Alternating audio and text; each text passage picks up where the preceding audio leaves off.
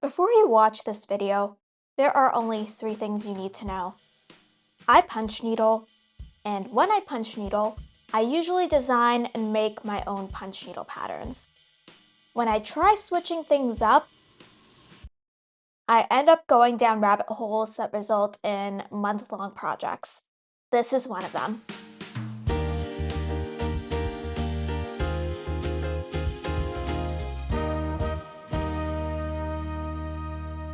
Let me take you all the way back to October of last year, when I bought some vintage punch needle patterns from the 1970s.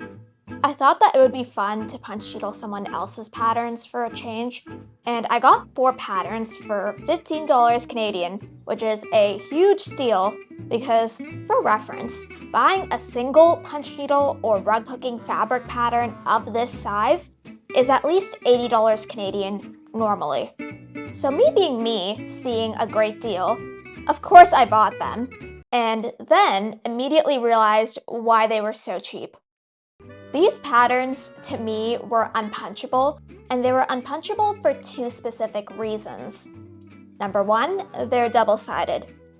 To be fair, I knew this before I bought them, and I've seen other mass-produced punch needle patterns from the 1970s, and they were also double-sided. But here's the problem. What if I like side A and side B? I don't want to punch needle one to sacrifice the other. Number 2, the pattern tracing is horrendous. To be completely honest, I can't even call it tracing because that would mean someone actually made this by hand. This was clearly printed on, and not very well, as you can see. These lines are supposed to be straight, but they're not even going through the warp and weft threads properly. Maybe this was why they were so cheap. But rather than this being a waste of money, I felt as though it would be a waste of great designs if I couldn't punch them on their original fabric. So I had an idea. What if I remade them? I chose this circle pattern to remake first, just because I liked the way it looked. And because it's so geometric, I didn't trust myself to freehand it right onto my fabric. So I decided to recreate it digitally and then print out a pattern to trace. I wanted to remain as faithful as possible to the original pattern, but there were a few small things that I wasn't a huge fan of, such as the spacing of certain elements in the original pattern, which looked imbalanced. Like, why is the space between these border triangles uneven? I hate that. So I took the personal liberty of making some adjustments, and I decided to get my remade pattern printed out onto some poster paper to make it easier to trace. Oh my god, it's walking shot time. I'm walking to the print shop to pick up my remade rug pattern. You can tell I didn't film this recently because there is literally no snow on the ground. I got there right as it opened, which I'm pretty sure never happens for the store. The employee looked kind of surprised to see me standing outside the store like it was Boxing Day or something, but I really wanted this pattern. And I wanted to get it printed out first because I wanted to have the physical pattern ready to do some color planning. Here's a pro tip for everyone watching at home. When you're going to make a large pattern, it's really important that you like the colors you're working with because you're going to be spending a lot of time working with them. This pattern was published in 1971, so naturally, I was really into the idea of using 70s style color palette. And the original pattern actually gave us some different options for color palettes, but I wasn't particularly drawn to them. I wanted something different. And for some reason, I kept fixating on brown. I wanted a brown rug. Now, before you chime in and roast me for this, yes, I have said before that I'm not a huge fan of grayish and the lack of color I see in fiber arts and in design today. But this is different. It's different when I do it.com. I think if you use a rich brown as the base and pair it with some brighter and more interesting colors, you can really make a great piece. And I did a little bit of experimenting with some different palettes, which were all pretty great if I'm going to be honest. But I ultimately went with this as my final color palette. Did I intend for this rug to look so Christmassy? No. In fact, I didn't even realize that my color palette looked so festive until I started punching it. But there were a lot of color palettes that did look great with this rug pattern. It's extremely versatile and modifiable to whatever your aesthetic sensibilities may be. Now, what I needed was brown rug yarn, and a lot of it. At this point, I already had some brown rug yarn in my yarn stash, but it was in 2 different dye lots. But let's be honest here, as if that would be a problem for me. For me! That is a rookie hurdle, so much so that when my local yarn store hit me up and was like, "Vrinda, we know you want brown yarn, but these brown skeins are a bunch of dye lots. Are you sure you want them?" I was like, heck yeah, I want them. And you'll see throughout this video exactly how I use these 2 different brown yarns without it looking weird. Our first step in making this rug is tracing the pattern onto our monk's cloth. And with that, I'd like to welcome you back to our classic tracing setup, the living room glass coffee table with the cheapest possible ring light that my dollary dues could buy. In an earnest effort to de-influence you from the classic fiber art supply death tunnel of you need this very specific and very expensive item, otherwise you are not doing the craft right, I continue to show my current tracing setup. You really don't need a light table. I probably won't ever buy one myself, not even after I move out and have more space, so just some food for thought on that. I got the pattern traced, and my final step was to dye some yarn. In this pattern, there are certain colors that I didn't have readily available on hand, so the light green, the dark green, and the pale yellow. I decided to dye these colors. Doing this was a good idea looking back, because I had bought several blank skeins of yarn for dyeing last year, so I was able to use up a lot of them for this rug. And I mean it when I say a lot. So much so that I thought that maybe just sticking whole skeins tag off into my dye pot was the way to go. Yeah, no, I immediately backtracked on this idea and rewound the skeins to be much looser so that the dye could get to every bit of this yarn. I even had to buy a bigger pot for dyeing larger amounts of yarn. It's just a cheap $20 pot, nothing fancy, but it does its job, and it does its job well, which is it allows me to dye larger quantities of yarn at once.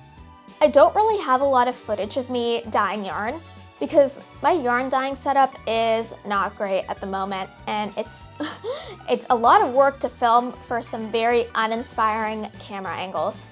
But I will still give a shout out to the lovely, most wonderful Woolly Mason Jar dye system. They're the best, and in my real unsponsored opinion, the most affordable way to learn how to dye yarn. So I did a whole bunch of dyeing to get these wonderful colors, and now it's time to start punching.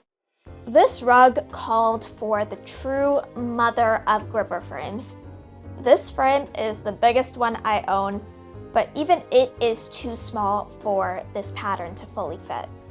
I anticipated that I'd have to move it on my frame 4 times, so I'm going to work on one section at a time before moving my rug.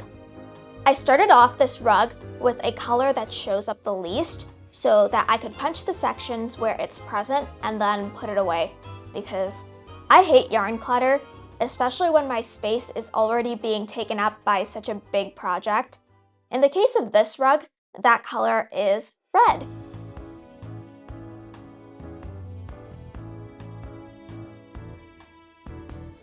I then moved on to the 2 outer borders of the pattern.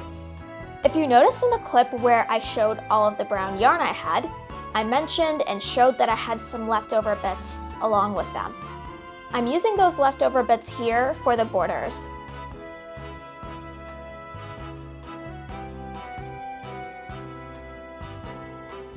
I worked on little bits and pieces here and there, without much rhyme or reason. The goal was simply to fill the entire section of our stretched fabric here. And folks, can I be so for real from my heart for a second? This pattern is a lot of fun. In my opinion, it's challenging enough for a beginner, but still satisfying to punch for someone with more experience in punch needle. There are a lot of options to change up your loop heights or your color palette, and make this project truly your own. And plus, it's big. I find that there is already a shortage of fun punch needle patterns that are rug-sized. All this got me thinking, it would be great for the craft if other people were able to make this rug as well. But how would I even go about doing that? How can I rescue this 55-year-old rug pattern and share it with the world? Well, my first step to figuring this out was to find the answer to one key question. Who owns the copyright to these patterns? Because this ain't my first rodeo. It is the same kind of naivety that tries to publish work with unknown copyright that also tries to sell Mario, Pokemon, and Hello Kitty rugs, and then looks all confused when Nintendo and Sanrio come after them. Thankfully, the few brain cells I do have rub together just well enough to know that that's a horrible idea. And so, I did my research. Folks, the answer was not what I expected. Take a look. This rug pattern was created from a company called WizKits. If we search up WizKits as is, we actually don't get the company, we get some D&D figurine company called WizKids. Very cool, but not what I'm looking for. So let's take things a little further and Boolean search this by adding quotation marks. This will help us dig out some exact results amongst the slop and sludge that is Google search. Plus, saying the word Boolean is really fun. With a Boolean search, we get some results. But they're just articles from the Quebec Gazette from the 1970s. What we now know is that not only has this company not been around for a while they were around, things were not going swimmingly. They got their assets seized by the government, which included a whole plot of land, which is crazy. Who thought that me wanting to share a rug pattern would lead to me discovering nail-biting legal drama in French? Additionally, WizKits doesn't show up on the Corporations Canada database, the Quebec Enterprise Register, nor Canada Business Registries. I needed a different solution.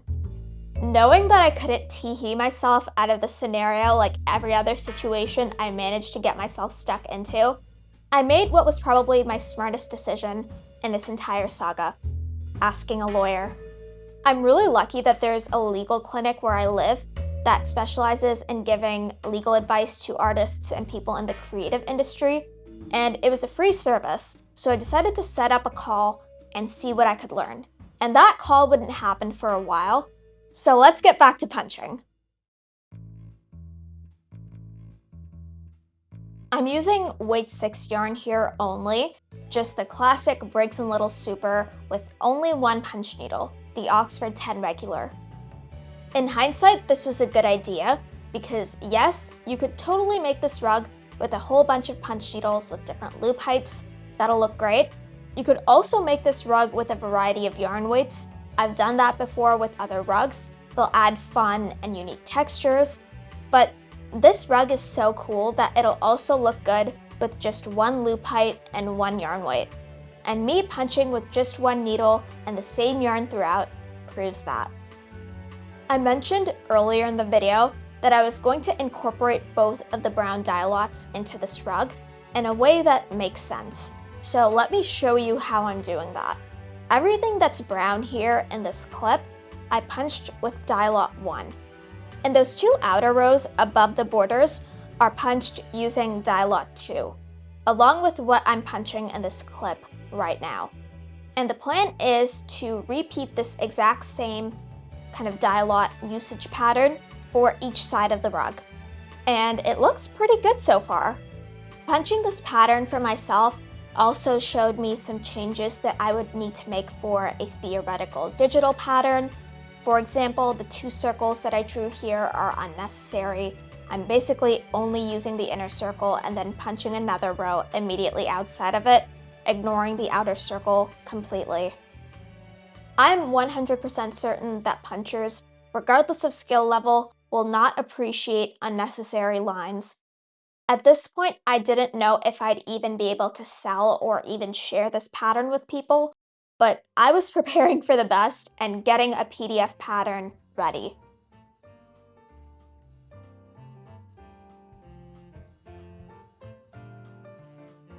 I'm also snipping my yarn ends as I go along. This is a bit of a challenge because why is this frame a trillion million pounds? My frame is huge. I need to use both my hands to flip it back and forth. But it is so worth it because, look! The funniest thing about all of this though is that there are so many yarn ends for every single circle here. I'm left with a huge handful of snipped ends, but that's to be expected with a 2x3 foot rug. And here is where we're at with the rug. If you're wondering what's up with those two long yarn ends here, once I move my rug on my gripper frame to punch the other parts of it, I'm going to re-thread my punch needle using those yarn ends and keep punching. An alternative to that is staggering your punching, so stopping at different places so that once you move your rug on your frame, no one will be able to tell where you moved it. I did a little bit of that too, but this is a great alternative if you don't want to do that. And as I was working on the rug, I got something back from the legal clinic.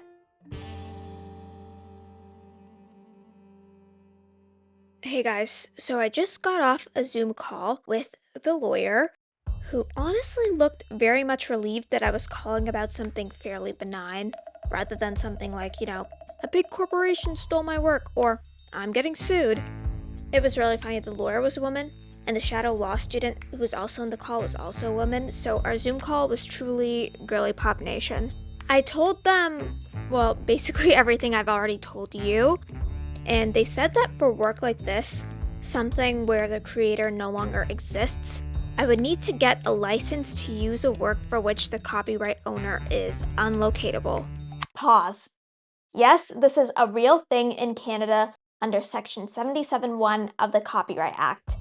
This gives the Copyright Board of Canada the authority to issue non-exclusive licenses for the use of works by copyright owners who cannot be located. This is part of Canada's orphan works regime, allowing for the use of copyrighted material when the owner is unlocatable, provided reasonable efforts have been made to find them. So basically, they just told me to send in an application to get a license for these rug patterns, which is not a problem really. Like, I already have a bunch of research and proof that I don't know who owns the copyright, and submitting an application is free, but I was doing a little bit of research before I started recording, and I learned that decisions for who gets a license and who doesn't are public. I'm not even joking. Like, there's a whole page on the Copyright Board of Canada website where you can see who submitted a request, who got approved, and who got denied. So, if my application is approved, then it'll be hilarious because I get to tell people that the government allowed me to sell these. Like, how funny would that be? But if it's denied, that would be a generational aura loss for me, and one that's available for the world to see. But embarrassing myself on the internet is probably a better idea than having some John Smith, or in this case, some Jean-Pierre, coming after me and telling me that I can't make the rug patterns that are probably as old as my parents because they secretly owned them the whole time. So, to save myself from that, I'm just gonna fill in the application and send it. So, I'm gonna do that off camera. I'll see you later. And a few days later, I submitted an application, leaving the fate of this video entirely in the hands of Canada's Public Service. I didn't know what the outcome would be, but one thing was for sure. This video was not coming out in 2025. But instead of worrying about things we cannot control, we're gonna get back to punching the rug.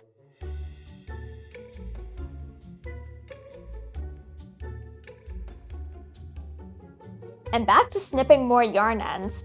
I think you'll always have a lot of ends to snip and poke into place if your pattern involves a lot of curves, angles, and tight corners, since with those you don't really have space to make turns and you have to snip off your yarn ends when you reach certain points. So let me show you how I'm further incorporating the two different dye lots of brown yarn in the rug. After I finished a section of circles, I outlined each one with 2 rows of dye lot 2 yarn, which, if you didn't notice, is slightly lighter than dye lot 1. I think that highlights and accentuates the circles and makes them pop. And in between the groups of circles, I'm doing 2 rows of dye lot 1, followed by 2 rows of dye lot 2, until the entire space is filled. And after punching one more outer border here with dye lot 1, I'm filling everything else with that same dye lot. And in this clip, you can better see the color difference between the 2 dye lots.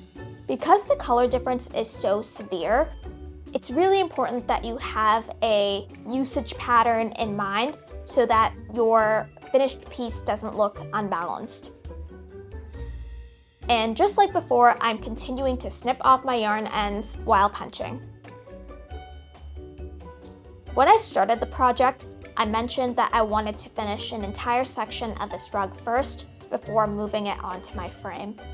I realized that I still had some more room to punch. My frame cover was just hiding the leftover space, so I'm punching that now. I'm rethreading those ends of yarn I left off and continuing all the way until my punch needle starts hitting my gripper frame. I spent the next few days off camera filling in the background and returned with almost everything on this section of the rug filled in, which meant that it was now time to move our rug on our gripper frame, which is not exactly a quick and simple task. First, I had to remove my rug off of my gripper frame, throw a wet towel on it, and then steam press the rug so that it was flat. It doesn't matter that we've only partially finished the rug. Steam pressing is a must. It sets the stage for the rest of the rug. Without steam pressing, our rug ends up warped. If we move our rug while it's warped, every other section will also be warped. Moving our rug while it's straight and flat ensures that the rest of our rug will be the same way, provided we stretch it on our frame properly. I had to wait about an hour for my partially completed steam pressed rug to dry off before placing it in a new position on my gripper frame. Every time I have to move a large rug on my gripper frame, I usually spend about 25-30 minutes properly positioning and straightening it onto my frame. The last things I want are for my rug to get warped or for my existing punched work to get pulled out, so I'm moving very slowly and carefully at this stage. But once I was done that, it was full speed ahead with punch needling.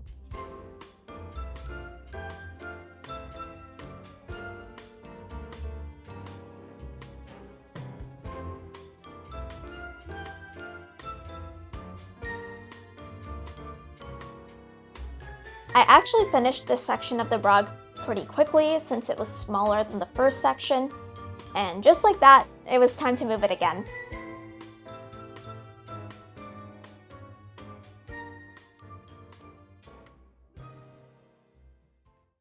As you can see, things are coming along quite well.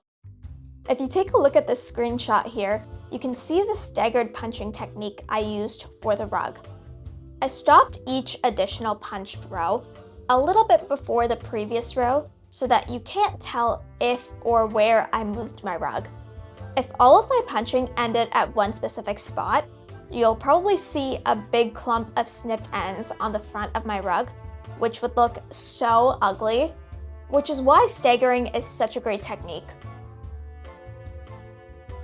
One part of the rug making process that I haven't really shown is me winding up new yarn, because I've already used up several skeins for this rug. And thanks to my color planning, I've been using up these 2 brown dye lots in a way that makes sense, because if I use too much of one dye lot over the other, I would definitely not have enough yarn to finish the entire rug. Moving day! This, I believe, is the last time we'll be moving our rug on our frame before we are finished. Here's what it looked like at this point. I didn't get a chance to snip off my yarn ends on this section here, so before I steam press this rug, I'm taking care of that.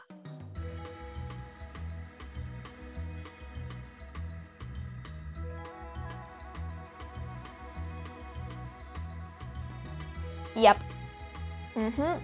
this is only one section of the rug. Imagine how many yarn ends I snipped off the entire rug. It might be enough to fill a couple of Ziplocs, at least. The rug is getting quite heavy now. The frame itself is already a bit much to handle, but the almost finished rug plus the frame is a lot. So I'm punching a few bits at a time and then snipping off my ends all at once. This little sliver here is the last section we have left. So once we have punched that, we're done the rug! Now all we have to do is snip off some final yarn ends and get to hemming. I steam pressed the rug once again to make sure it was flat, waited the 30-ish, 45-minute-ish minutes for it to dry, and then started cutting. We needed a nice 2-inch border around the rug so that we could hem properly, and the corners clipped at 3/4 of an inch so that they wouldn't create bulk. Here's a fun trick for cutting fabric that I'll share with you. If you have a rug hook or crochet hook, I'm using a rug hook here, you can grab some threads right beside your cutting lines, grab them up, snip them before actually cutting your hems. This is great for having an easy straight line for you to cut properly. To get everything ready to stitch up, we're going to do a whole lot of ironing. We're going to iron in the corners, and then each side again, folded in. We want the corners to be neatly tucked in and the raw hems of each side tucked in, because enough fraying, the rug gets destroyed. We're going to pull out my hodgepodge of clips and pins to hold everything into place, and then start sewing.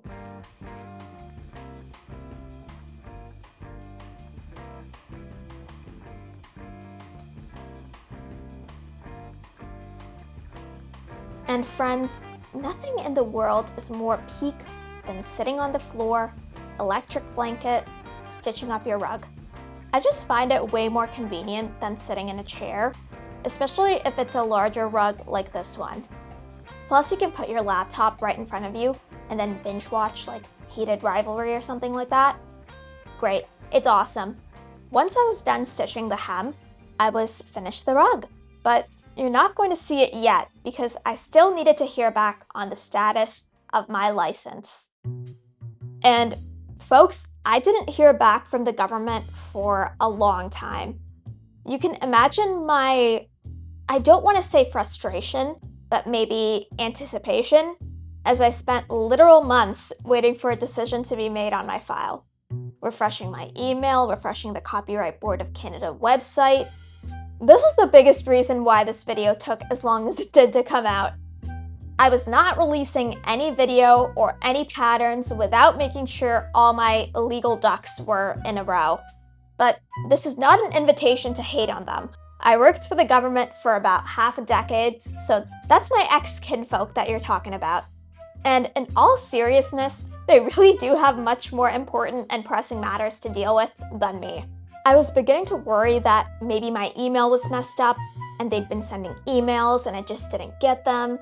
And I hate spoiling my videos, so all the way between, I was live streaming on the channel and even put out a video.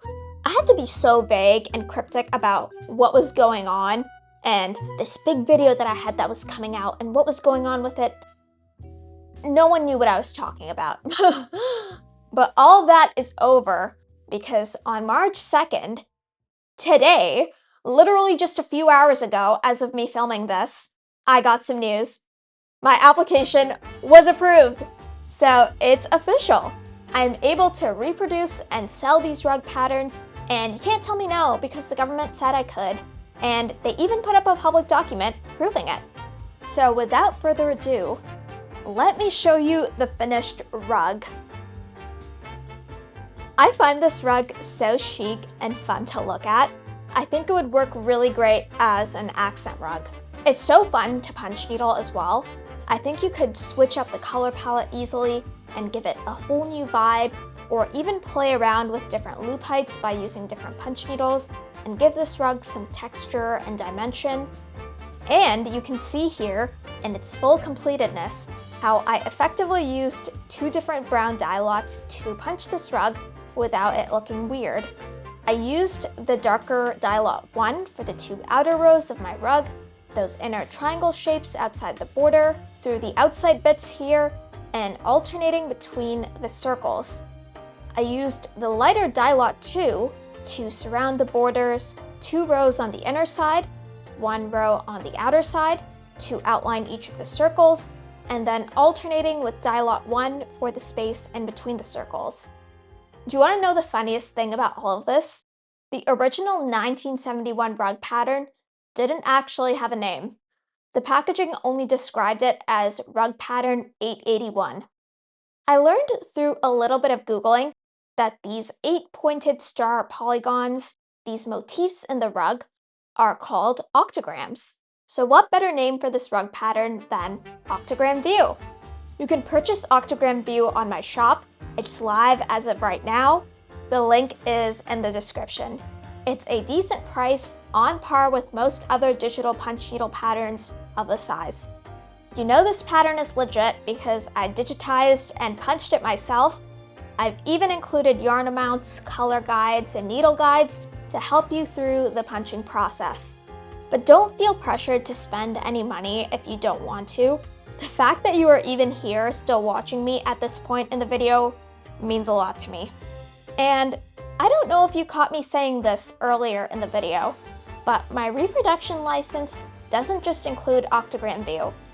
It also includes the 3 other rug patterns I bought. So this year, 2026, I'm gonna work on these patterns. I'm gonna work on digitizing them, punching them, and recreating them for the world to make. I hope that you'll tune in for it all. So I accidentally spent several months hand dyeing yarn, digitizing patterns, and getting government approval to make this video that you're watching right now.